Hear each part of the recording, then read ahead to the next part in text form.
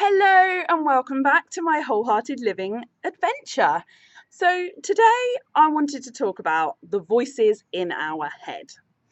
So, no, I'm not talking about if we've got some sort of illness or something wrong with us. I'm talking about those general voices that we hear every single day.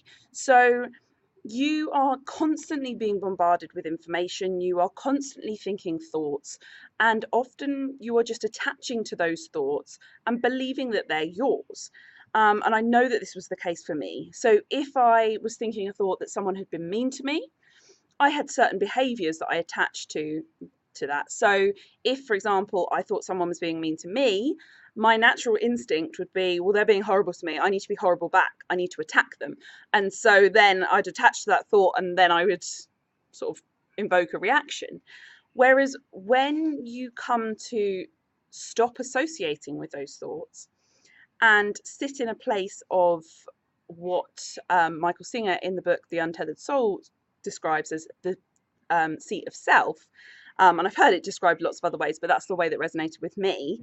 When you sit there and you realize that you're the thinker of your thoughts, you are not your thoughts, then you separate from that and you don't necessarily have to attach to all of those thoughts. And I've been exploring this along my journey, but I've come to a new interesting kind of crux, if you like, where I'd been doing a lot of work to come back to my soul, if you like, my true self, however you want to describe it, who I really am, my essence. Um, and I'd been focusing very much on trying to hear that voice and really focusing on listening to that voice and wanting to tap into that voice and kind of saying to all of the other voices, no, you're not valid. I'm ignoring you. I don't want to hear from you. I'm not interested. Stop it. You're just trying to sabotage me. You're trying to, you're just trying to derail me. And that's quite difficult to deal with. You're resisting yourself essentially when you start resisting those thoughts.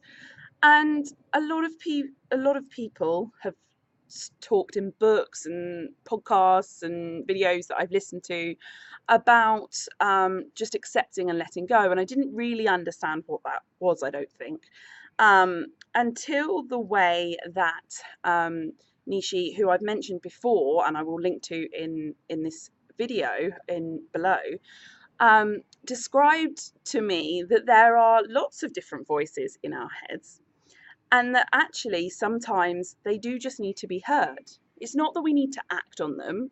Sometimes we do just need to hear them. So the voice that's particularly prominent for me is the one that I call my inner critic. There's kind of two that now that I've identified. There's an inner critic and there's also who I call the big sister. The big sister wants to run away. That's all she wants to do. Both of them are there to protect me and they're trying to keep me safe. And I understand this. And that's why I just try and ignore them, because sometimes I don't want to be, quote, safe, because I don't want to be in my comfort zone. I want to push out of my comfort zone because I want to grow and I want to build my business, or I want to develop things in personal relationships. And so I just tend to try and ignore those voices. But that makes and this is just my experience, I imagine that if you go through this journey yourself, the experience might be very different for you. But my experience has been that the more I try to ignore my inner critic, the angrier he gets. Now, for me, my inner critic is a man. Doesn't really mean anything, it just is. And he shouts at me. So if I'm ignoring him, he comes here and he's really yelling at me and he's directing frustration at me and a torrent of things about me not being good enough and me being stupid or me not deserving to be happy come my way, and it really flows through and it's very hard to deal with. Now what happens to me is that through that I also get this feeling in my stomach of anxiety. It's that kind of it's a bad version of butterflies for me, and I really feel it in my stomach and it really does feel very uncomfortable. Whereas my big sister, if you like, she is on the opposite side. Now, I thought this voice was my true self. I thought this voice, because this voice is much calmer, I thought this voice was my true self saying, no, I want to escape. So at the weekend, I decided that I wanted to go to Bali for 3 weeks. That was my decision I'd made. I needed to go. I had a calling to go, is what I decided for myself. Now, when I unpacked this and I had the conversation with Nishi and I understood more about that actually could be a voice, I realized that actually it is. It's another voice. It's a different voice to my inner critic, which is very harsh and very unkind and just screams and shouts. And this other voice is much calmer, but still is fearful, just wants to run away because it knows that that will keep me safe. So basically, I wanted to describe these things to you so that you can start to raise up your self-awareness. It's something that I've commented on before, to start listening to the thoughts that are going through your head. But this kind of is a next level of almost like hearing those voices and identifying, where are they? Like, where are they coming from? What are they saying? What's your tone? What's going on for them?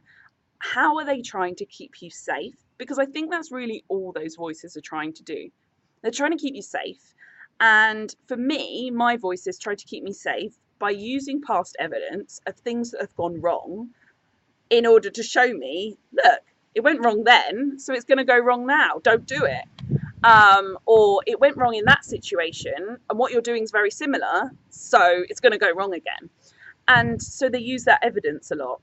Or, as I say, I have my new one that's kind of, I'm going to call her my big sister, who literally just run away. We'll just go and be free and escape. And yeah, and that's what she tells me. So really my question for today is, can you identify different voices that are in your mind? And also, if you can, are you able to just accept that they're there? Because that's been the thing that has completely and utterly changed between yesterday's video, when I was still feeling uncomfortable, and today's video, when I'm feeling much, much more comfortable, is just letting those voices out. So this morning I actually did an exercise, and this is a little bit kind of beyond what I'm talking about, where I just literally just wrote down and I let those voices almost have a little battle on the page. So I got two different coloured pens, and I just literally let them sort of have an argument with each other.